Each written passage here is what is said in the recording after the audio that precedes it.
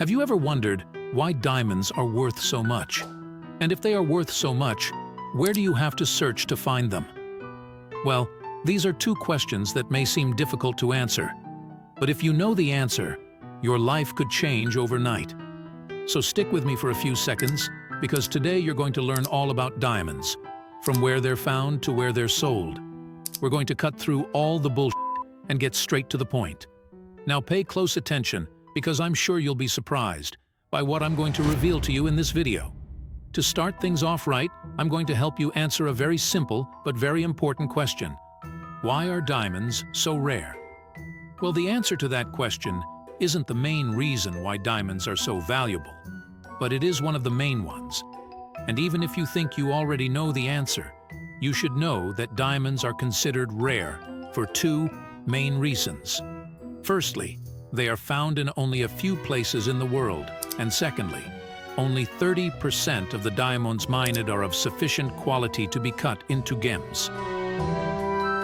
The production process is quite complex and involves mining in hot, high-pressure environments below the Earth's surface, which makes diamond extraction a very difficult task. Once a diamond has been extracted, a diamond cutter shapes and cuts the stone to extract the maximum potential for brilliance and beauty, a challenging and complex process only done by very experienced professionals. But one of the main characteristics that sets diamonds apart from other precious stones is their hardness, as they are the hardest material on the planet. This incredible durability is one of the many characteristics that sets a diamond apart from other gemstones. So, to simplify the answer to our question, diamonds are rare because they are hard to find and difficult to extract, as well as depending on a formation process that involves high pressure and temperature. So you might think, but then, I'll never be able to find a diamond. Don't worry, because in terms of probability, it's easier to find a diamond than to win the lottery. In other words, diamonds are rare and not impossible to find. Some of them even fall from the sky hitching a ride on meteors coming from space, as is the case with the black diamond that can form during the explosion of supernova stars.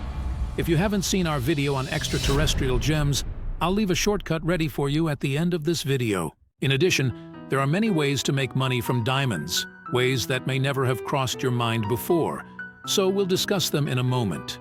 First of all, I'll show you where they can be found naturally. A strong sign of the presence of diamonds are the famous kimberlite rocks. And for those of you who don't know, these are kimberlite rocks. Basically, they are rocks that occur in volcanic tubes and are the main hosts for diamonds. This is because kimberlite can bring diamonds formed in the Earth's mantle to the Earth's surface.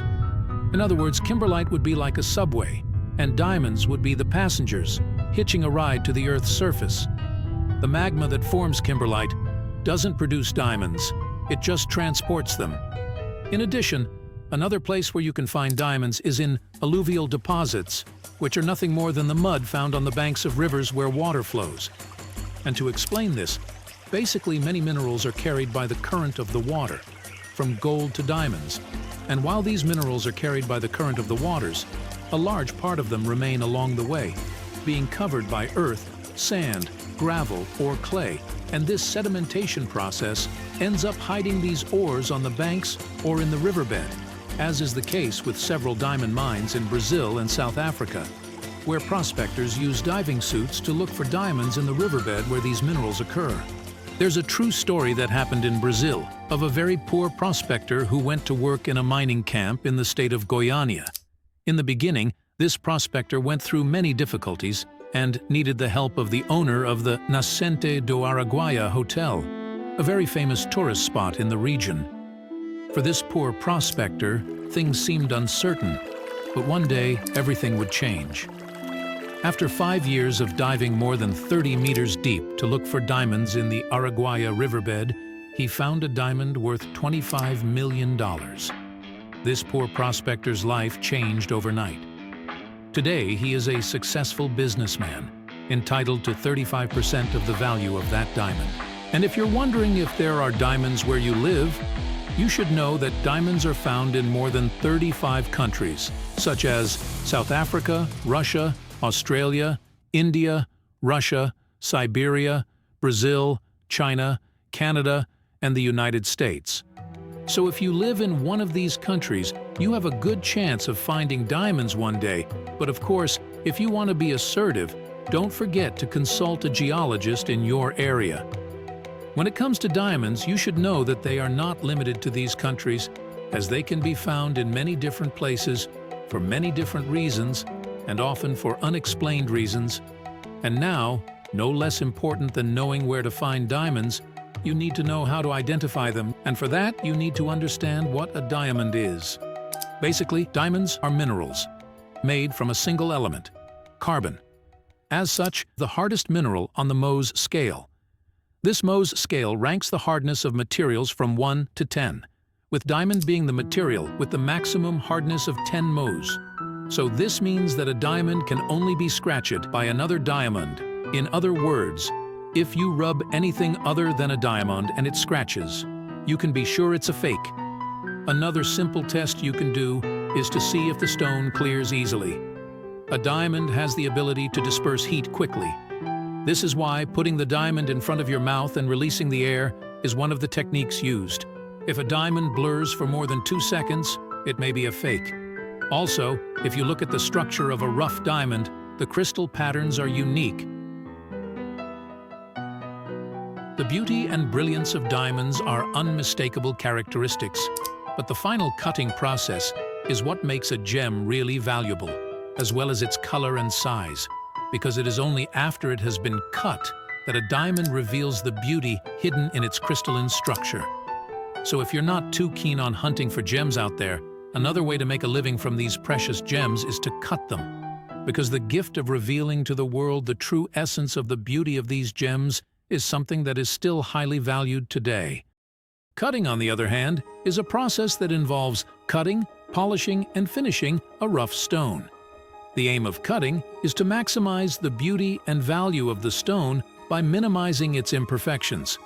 The process involves the use of special tools, such as saws, sandpaper, cutting and polishing wheels, as well as specific techniques for each type of stone that you can learn by purchasing our course at the first link in the description when it becomes available.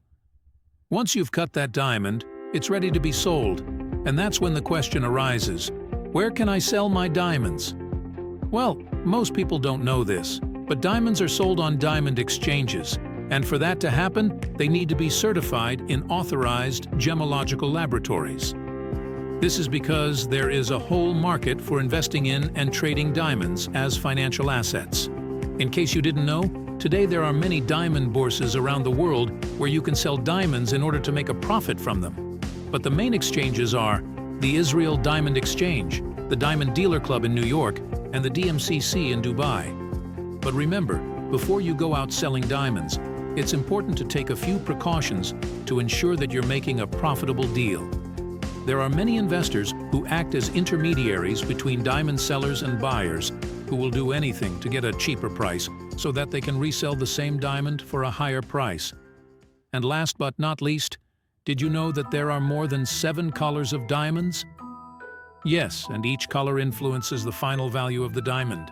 But before we go any further, I'd like to ask you to subscribe to our channel so you can receive new content like this every week. In addition, diamond colors are classified in a way you've never heard of. Currently, the Gemological Institute of America has created a global standard for identifying diamond colors. Starting with the letter D following the alphabet, D is totally colorless and Z is an accent color. Thus, D, E, F represent a colorless diamond. G, H, I, J, almost colorless. K, L, M, slightly visible color, and from N to Z, a diamond with a more accentuated color. And in some cases, the term fancy is used for extraordinary colors. Diamonds can be found in all the colors of the rainbow, from shades of pink, blue, orange, purple, green, and red, to yellow, brown, black, and gray. But red diamonds are the rarest and most coveted of all. But in my opinion, the coolest diamond of all is the black diamond, because they all came from space. So if you want to know how they came to Earth, check out this video.